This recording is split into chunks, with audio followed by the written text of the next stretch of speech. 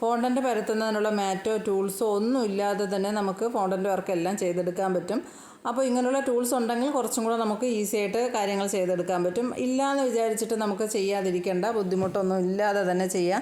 ആദ്യമൊക്കെ ഞാനും ഇതുപോലുള്ള ടൂൾസ് ഒന്നും വാങ്ങുന്നതിന് മുന്നേ കൈ കൊണ്ട് തന്നെയാണ് ചെയ്തിട്ടുള്ളത്. അപ്പോൾ ആദ്യമൊക്കെ ചെയ്യുന്ന സമയത്ത് ഇതുപോലുള്ള സാധനങ്ങളൊന്നും വാങ്ങാതെയാണ് ചെയ്ത് പഠിച്ചിട്ടുള്ളത്. അപ്പോൾ ഫോണ്ടൻ്റ് വർക്ക് എന്നൊക്കെ പറയുമ്പോൾ ആദ്യമൊക്കെ പേടിയായിരുന്നു, ചെയ്യാൻ നമ്മളെ കൊണ്ട് നടക്കുമോ പറ്റുമോ എന്നൊക്കെ എനിക്ക് നല്ല ടെൻഷൻ ഉണ്ടായിരുന്നു. അന്ന് ആദ്യമൊക്കെ ചെയ്യുന്ന സമയത്ത് ഞാൻ കൂടുതൽ അങ്ങനെ വരുമ്പോഴൊക്കെ നല്ല ടെൻഷൻ അടിച്ചിട്ടാണ് ചെയ്തുകൊണ്ടിരുന്നത്. അപ്പോൾ അങ്ങനെ ചെയ്യുന്ന സമയത്ത് ഞാൻ എന്ത് ചെയ്യുമെന്നറിയാമോ, കേക്കിൻ്റെ വർക്കെല്ലാം ആദ്യം അങ്ങ് കംപ്ലീറ്റ് ആക്കി അങ്ങ് വെച്ചിട്ട് നമ്മൾ ബാക്കി എല്ലാ ജോലിയും ഒതുങ്ങിയിട്ട് മനസ്സ് നല്ല റിലാക്സ് ചെയ്ത് സമാധാനത്തിൽ മാത്രമേ അത് ചെയ്യുള്ളൂ. അല്ലാതെ ആദ്യമേ ഞാൻ ഫോണ്ടൻ്റ് വർക്ക് ചെയ്യാൻ നോക്കില്ല.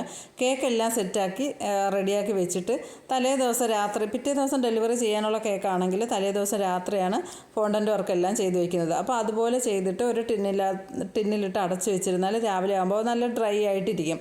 അപ്പോൾ അത് നമുക്ക് ഈസി ആയിട്ട് അതിലേക്ക് എടുത്ത് വെച്ച് കൊടുക്കാൻ പറ്റും. പിന്നെ കേക്കിൽ വെക്കുമ്പോൾ നല്ല രീതിയിൽ ശ്രദ്ധിച്ച് വേണം വെക്കാൻ. സ്ക്വയറെല്ലാം കുത്തി കൊടുത്തിട്ട് കേക്കിൽ നല്ല രീതിയിൽ അത് ഫിക്സായി ഇരിക്കുന്ന രീതിയിൽ വേണം ചെയ്ത് കൊടുക്കാൻ. പിന്നെ അന്നൊക്കെ കൂടുതലായിട്ട് നയമോ ഫോണ്ടൻ്റിലാണ് എഴുതി കൊടുത്തിട്ടുണ്ടായിരുന്നത്. ക്രീം കൊണ്ട് ഞാൻ പറഞ്ഞിട്ടുണ്ടായിരുന്നു, ക്രീം കൊണ്ട് എഴുതാൻ എനിക്ക് നല്ല ടെൻഷൻ ഉള്ളതുകൊണ്ട് കൂടുതലും ഫോണ്ടൻ്റിലാണ് എഴുതിയിട്ടുണ്ടായിരുന്നത്. അതിന് ആദ്യമൊക്കെ ഞാൻ യൂസ് ചെയ്തിട്ടുള്ളത് എഡിബിൾ പെന്നുണ്ടല്ലോ, അത് യൂസ് ചെയ്തു. പിന്നെയാണ് ഞാൻ ബ്രഷ് വെച്ച് എഴുതി നോക്കാമെന്ന് വിചാരിച്ചിട്ട് പിന്നെ ജെൽ കളർ വെച്ചിട്ട് ബ്രഷ് വെച്ചിട്ടും എഴുതാറുണ്ട്.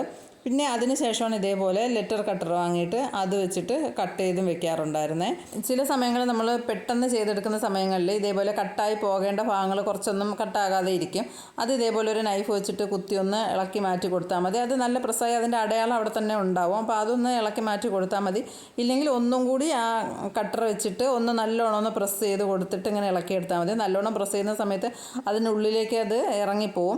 അത് സ്ക്വയർ വെച്ചിട്ട് ഇങ്ങനെ കുത്തിയെടുത്താൽ മതി. അല്ലെങ്കിൽ ഒരു ആ നൈഫിൻ്റെ സൈഡ് വെച്ചിട്ട് ഇങ്ങനെ കുത്തിയെടുത്താലും മതി. ഇത് നമ്മൾ വേറൊരു ഫോണ്ടൻ്റ് പരത്തിയിട്ട് അതിലോട്ടാണ് ഇത് ഫിക്സ് ചെയ്ത് കൊടുക്കുന്നതെങ്കിൽ ആ ഫോണ്ടൻറ്റിൻ്റെ മുകളിൽ നമ്മൾ ഇപ്പോൾ റൗണ്ടായിട്ട് ഫോണ്ടൻ്റ് കട്ട് ചെയ്തെന്ന് വിചാരിച്ചു, എന്നിട്ട് നമ്മൾ ഇതേപോലെ ലെറ്റർ വെച്ച് കൊടുക്കുകയാണെങ്കിൽ ആ റൗണ്ടിന് കട്ട് ചെയ്തെടുത്ത ആ ഫോണ്ടൻറ്റിൻ്റെ മുകളിൽ കുറച്ച് വെള്ളം ഒന്ന് ബ്രഷ് ചെയ്ത് കൊടുത്തിട്ട് ഇതോടുകൂടി ഈ കട്ടറോടുകൂടി നമ്മൾ അതിനകത്ത് വെച്ച് കൊടുക്കുകയാണെങ്കിൽ ഈ ലെറ്റർ അവിടെ അങ്ങ് ഒട്ടി, എന്നിട്ട് നമുക്ക് ആ കട്ടർ മാത്രം മുകളിലേക്ക് ഉയർത്തിയെടുക്കാൻ പറ്റും.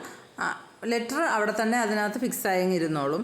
അപ്പോൾ എല്ലാ ലെറ്ററും അതുപോലെ വെച്ച് കൊടുത്തിട്ട് പിന്നെ ഗോൾഡൻ ഡസ്റ്റ് കൊണ്ടൊന്ന് ബ്രഷ് ചെയ്തെടുത്താൽ നമുക്ക് നല്ല ഭംഗിക്ക് ചെയ്തെടുക്കാൻ പറ്റും. പിന്നെ ഞാൻ കൂടുതലായിട്ട് വാങ്ങാറുള്ള ഫോണ്ടൻ്റ് വൈറ്റാണ്.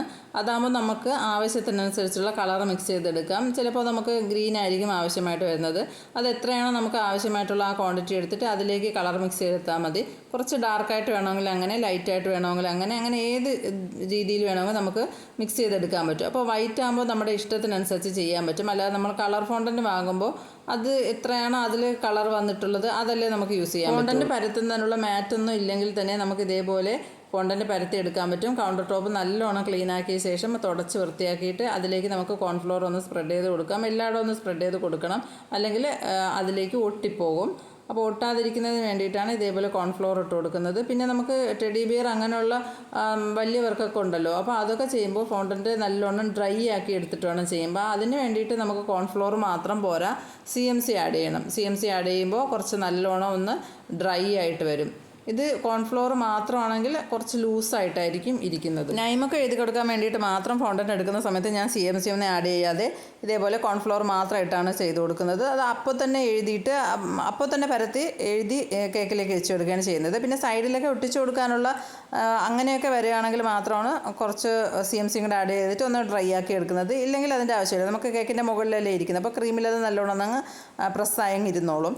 അപ്പോൾ അല്ലാതെ വരുമ്പോൾ ഈ റാബിറ്റ്, ജിറാഫ്, പിന്നെ ടെഡി ബിയർ അങ്ങനെയുള്ളതൊക്കെ ചെയ്ത് കൊടുക്കുള്ളൂ. അപ്പോൾ അത് നല്ലോണം ഒന്ന് ഡ്രൈ ആക്കി എടുക്കേണ്ട ആവശ്യം വരുമ്പോൾ നമുക്ക് CMC കൂടെ ആഡ് ചെയ്ത് കൊടുക്കണം. പിന്നെ ഇതുപോലുള്ള വർക്കൊക്കെ ചെയ്യുന്ന സമയത്ത് നമുക്ക് ആ കൈയും കാലും തലയും ഒക്കെ ബോഡിയായിട്ട് അറ്റാച്ച് ചെയ്ത് കൊടുക്കുന്ന സമയത്ത് ഒട്ടിച്ചു കൊടുക്കാൻ വേണ്ടിയിട്ട് നമുക്ക് വേണമെങ്കിൽ എഡിബിൾ ഗ്ലൂ കിട്ടും, അത് വേണമെങ്കിൽ യൂസ് ചെയ്യാം. ഇല്ലെങ്കിൽ നമുക്ക് സാധാ പച്ചവെള്ളം ഉണ്ടല്ലോ, അത് വെച്ചിട്ട് അതൊന്ന് ബ്രഷ് ചെയ്ത് കൊടുത്തിട്ട് ഒട്ടിച്ചാലും മതി. കുറച്ച് ദൂരം ട്രാവൽ ചെയ്യാനുള്ള കേക്കൊക്കെ ആണെങ്കിൽ ഞാൻ കൂടുതലും അതിലേക്ക് ഇങ്ങനെ ഒട്ടിച്ചു കൊടുക്കുന്നത് മാത്രമല്ലാതെ ടൂത്ത് പിക്ക് ഉണ്ടല്ലോ അതും കൂടി ഒന്ന് അറ്റാച്ച് ചെയ്ത് കൊടുക്കാറുണ്ട്. എന്നിട്ട് കസ്റ്റമറിനോട് പറയും ഇതുപോലെ ഇന്ന സ്ഥലങ്ങളിൽ ഇതൊക്കെ വെച്ചിട്ടുണ്ടെന്ന് ഞാൻ പറഞ്ഞിട്ടായിരിക്കും കൊടുക്കുന്നത്. പിന്നെ ഇതുപോലെ ചെയ്യുന്ന സമയത്ത് നമുക്ക് ഇതേപോലെ ഒരു കുപ്പിയോ അങ്ങനെ എന്തെങ്കിലും വെച്ചിട്ട് അതിലൊന്ന് ചാരി നിർത്തിക്കൊണ്ട് ചെയ്ത് കഴിഞ്ഞാൽ അത് അങ്ങനെ ഇരുന്നങ്ങ് ഡ്രൈ ആവുകയല്ലേ.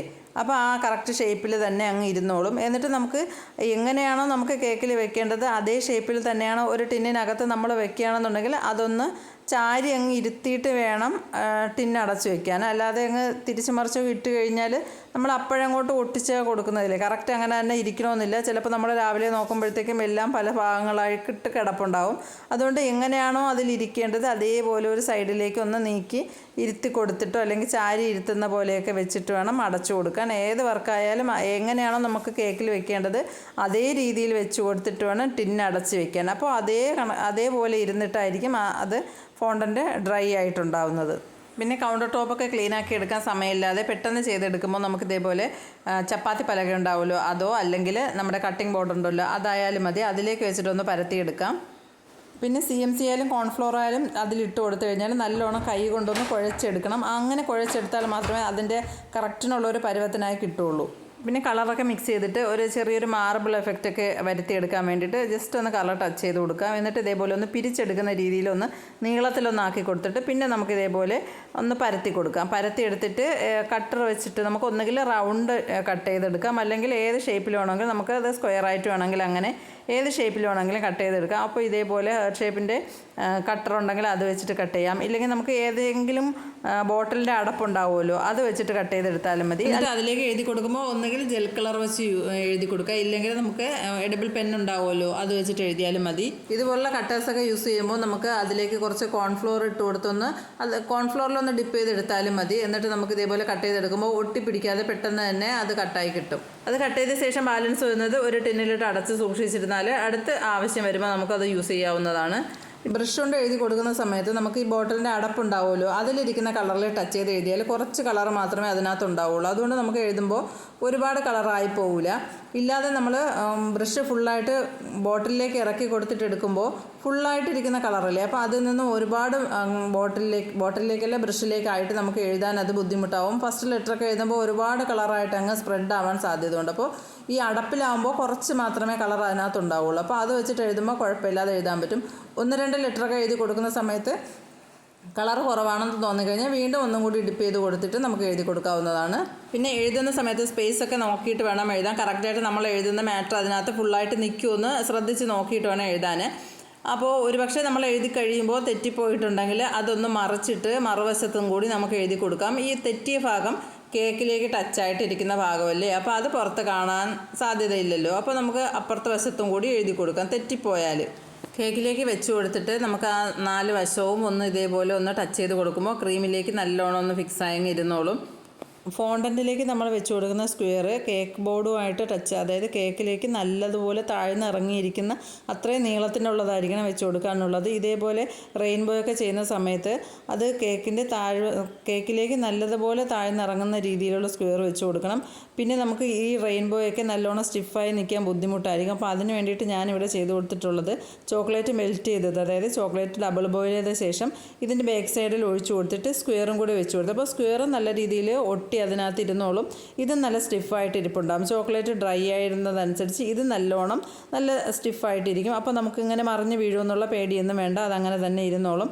പിന്നെ നമുക്ക് ഇതിലേക്ക് വെച്ച് കൊടുക്കുന്ന സ്ക്വയർ എല്ലാം കേക്ക് ബോർഡുമായിട്ട് ടച്ച് ചെയ്ത് നിൽക്കുന്ന രീതിയിൽ നീളത്തിൽ കൊടുക്കുന്നതായിരിക്കും കുറച്ചും കൂടെ നല്ലത്. പിന്നെ ഈ ഫോണ്ടൻ്റ് വർക്കെല്ലാം നമ്മൾ കേക്ക് ഡെലിവറി ചെയ്യുന്നതിന് തൊട്ട് മുന്നേ വേണം വെച്ച് കൊടുക്കാൻ വേണ്ടിയിട്ട്. അത് നമുക്ക് കുറേ നേരം നമ്മൾ ഇതിൽ വെച്ചിട്ട് ഫ്രിഡ്ജിൽ വെക്കുകയാണെങ്കിൽ ഈ ഫോണ്ടൻറ്റിൻ്റെ മുകളിൽ ഒരു ചെറിയൊരു ഈർപ്പം പോലെ കാണാൻ സാധ്യതയുണ്ട്. ഇല്ല നമ്മൾ കുറച്ച് സമയമെങ്കിലും നമുക്ക് ഫ്രിഡ്ജിൽ വെക്കേണ്ടത് ആവശ്യമായിട്ട് പെട്ടെന്ന് അങ്ങനെ വന്നു കഴിഞ്ഞാൽ നമ്മൾ എന്തായാലും കേക്ക് ബോക്സിലാക്കിയിട്ട് ഒന്ന് അടച്ച ശേഷം വെക്കുകയാണെങ്കിൽ കുറച്ച് സമയം കൂടി ആ ഒരു ഈർപ്പത്തിൻ്റെ അംശമൊന്നും ഇല്ലാതെ കുറച്ച് സമയം നമുക്ക് ഇരിക്കുന്നതായിരിക്കും. അല്ല, ഏറ്റവും നല്ലത് നമ്മൾ എപ്പോഴാണ് ഡെലിവറി ചെയ്യുന്നത് അതിനൊരു കുറച്ച് മുന്നേ മാത്രം ഇത് ചെയ്ത് കൊടുക്കുന്നതായിരിക്കും ഏറ്റവും നല്ലത്. അപ്പോൾ വീഡിയോ നിങ്ങൾക്ക് ഇഷ്ടപ്പെട്ടെങ്കിൽ ലൈക്ക് ചെയ്യാനും ഷെയർ ചെയ്യാനും സബ്സ്ക്രൈബ് ചെയ്യാനും പിന്നെ കമൻറ്റ് ചെയ്യാനും മറന്നു പോകല്ലേ.